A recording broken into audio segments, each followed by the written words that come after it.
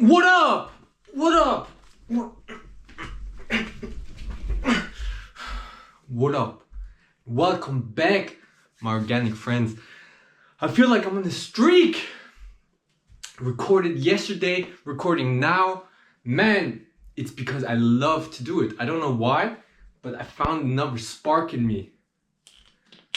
So today, we're gonna talk about the dangers of AI. Yes, you heard right, dangers. I mean, we've been all hearing about the benefits of AI, making it life so much easier, work processes so much faster, more efficient, not having to generate things for hours, but now in minutes. But nobody really talks about the dark side of AI at the moment. So therefore, I've decided to make a video about the dangers. Whew, this shadow boxing made me go out of breath. So give me 1 second.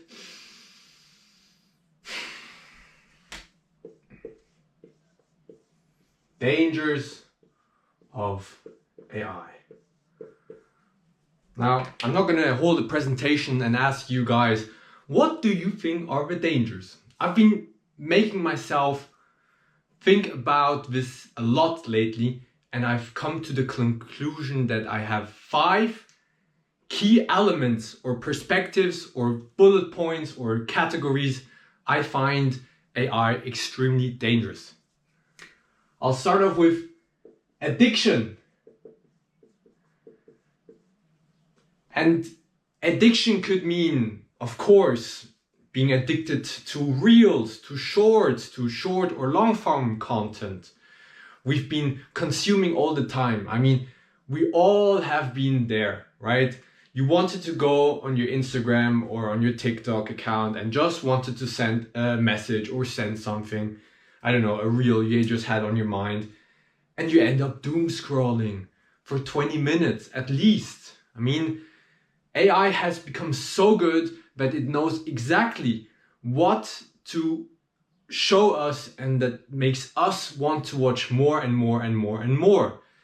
And it's not because you're addicted to it, it's just because you're used to the dopamine spikes receiving, right? All the time. You want the next spike, the next spike, the next spike. Hooks are getting better.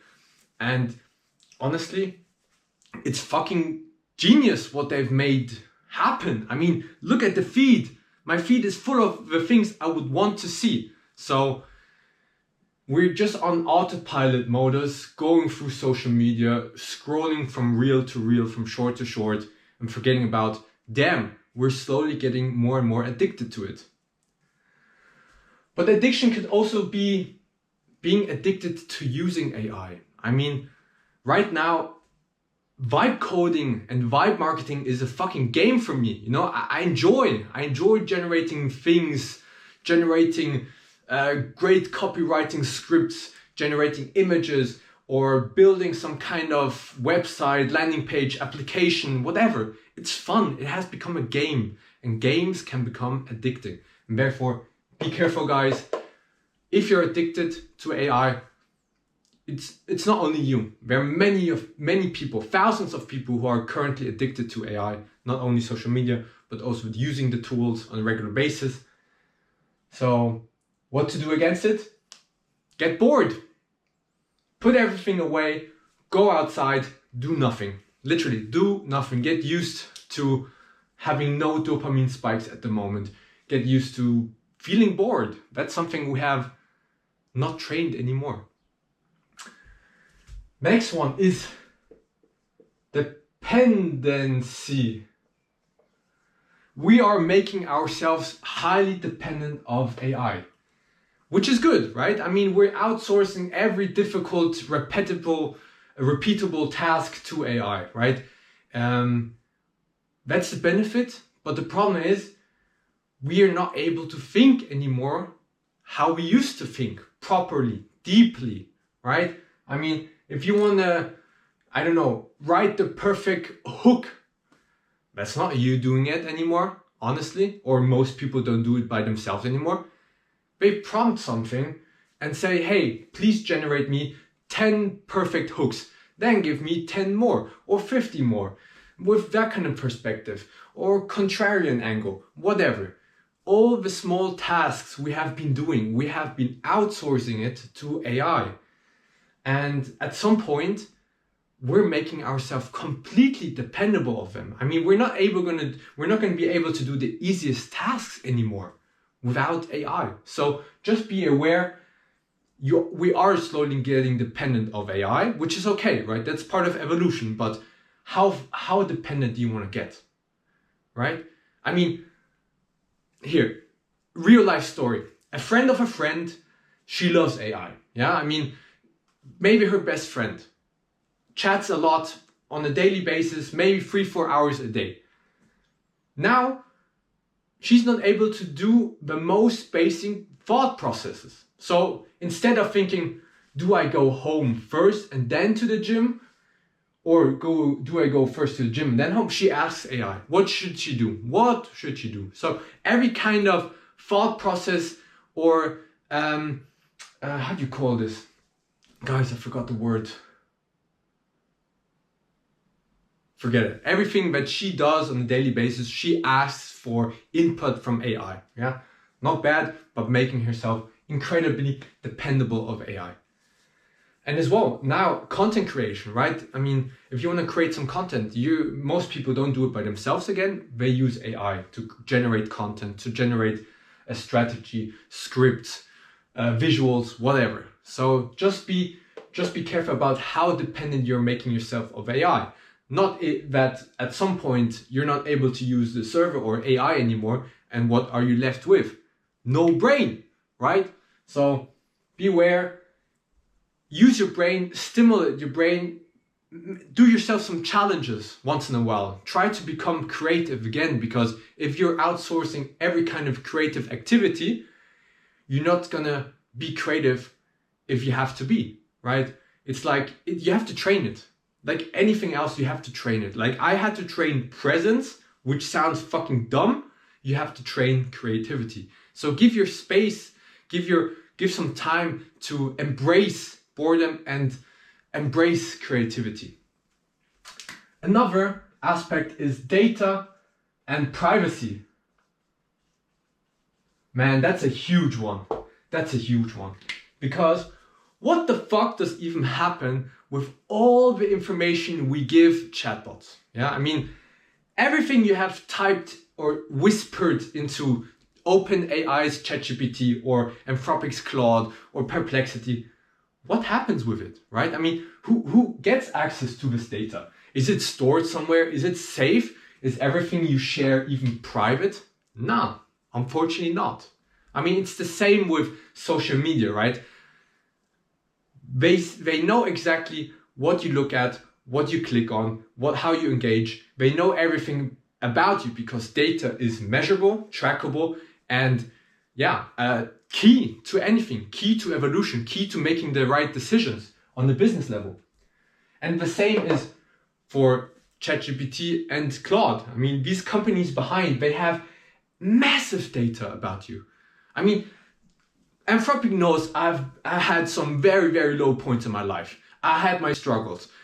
Secrets I even haven't shared to other people, just because I just wanted some insight, wanted to see what does somebody even, would somebody neutral tell me, because my friends are biased, my families are biased, so sometimes just getting another perspective isn't bad. But they have my data and they have my private stuff. What does happen with it, right? And unfortunately, business is business. And businesses follow the money, right? And partnerships.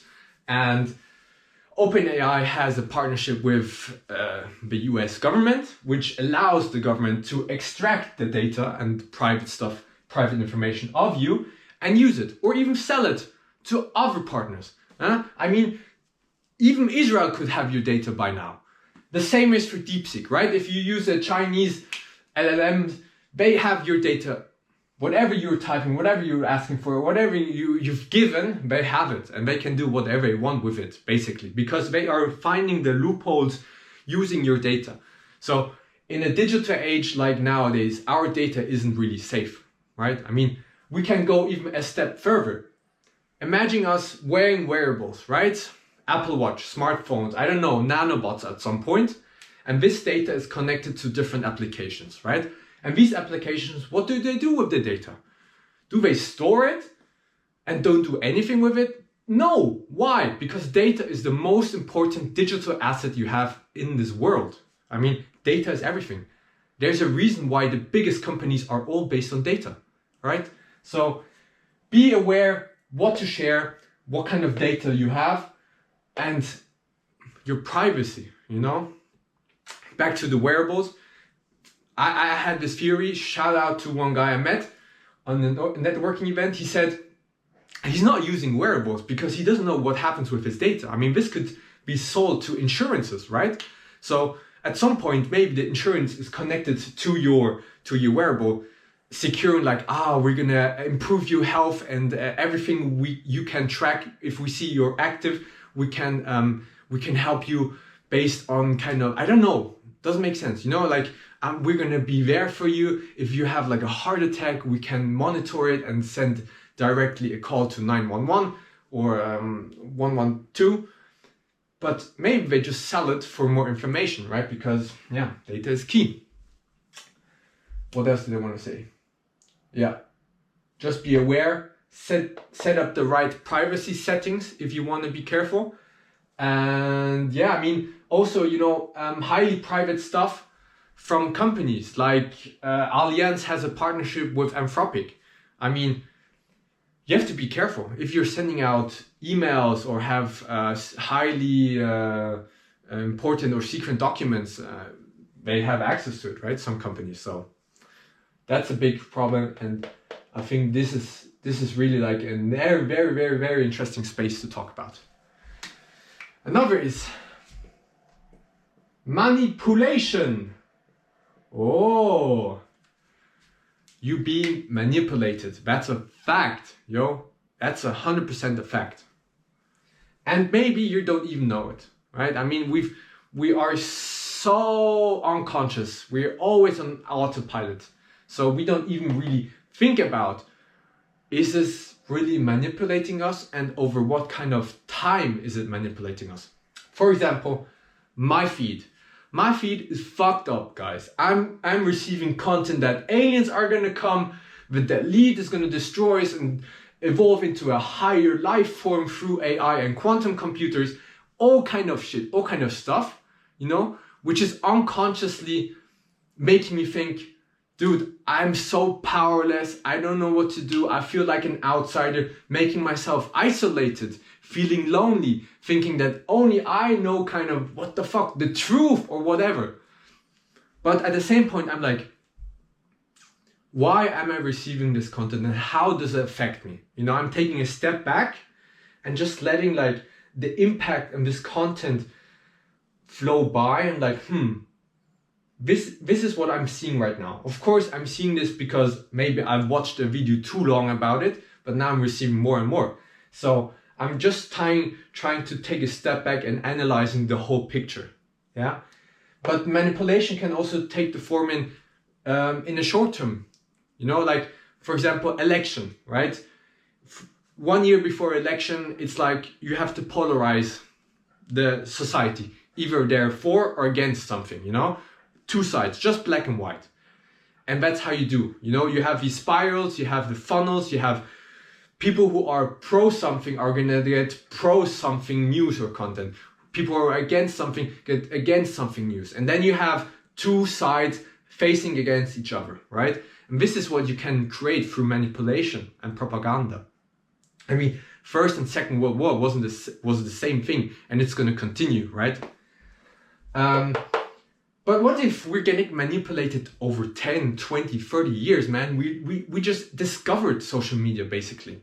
Like, compared to humanity in the lifetime, how long we've been on this earth, social media is like not even tiny grain of time compared to the rest.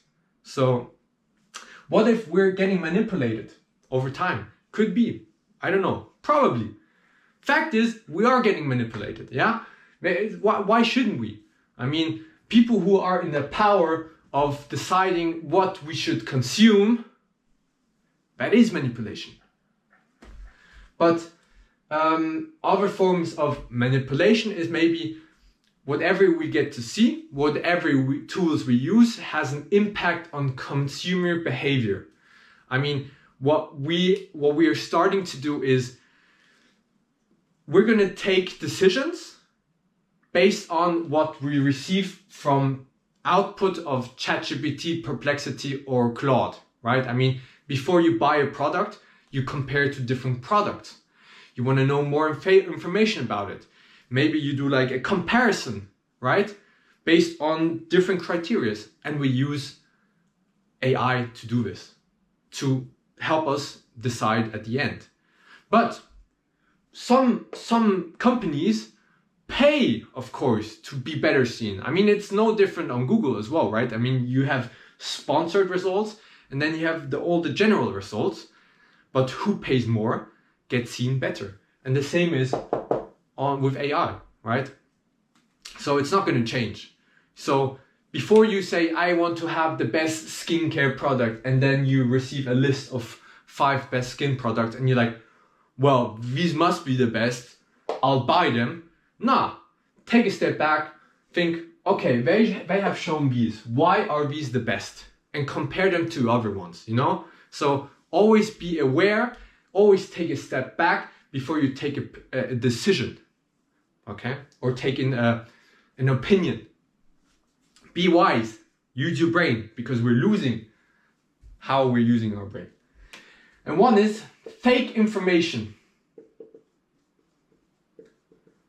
right? Fake information.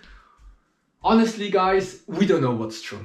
I've arrived at this point where I don't even know what the fuck is true and wrong. And who am I to decide what's true and wrong? Is there even a right and wrong, true and false? I don't know. You know, sometimes you receive deep fake videos, man, like now here, JP Morgan scandal, right? I don't know what's her name, Lorna, making some guy and some other employee a sex slave and all kind of stuff. Man, the internet was going wild. I was like, damn, crazy. Wow. Man, is it really happening? And in the end, it was all wrong, man. You know, we've been used to like, boom, receiving some kind of crazy story, people hopping on the train, thinking it's real without even knowing if it's real. And that's just one example. There's so many examples of fake information, man. You just don't know what's right or wrong. You just don't know. You have to see it to believe it, man. If you don't see it, you shouldn't believe it. Unfortunately, yeah.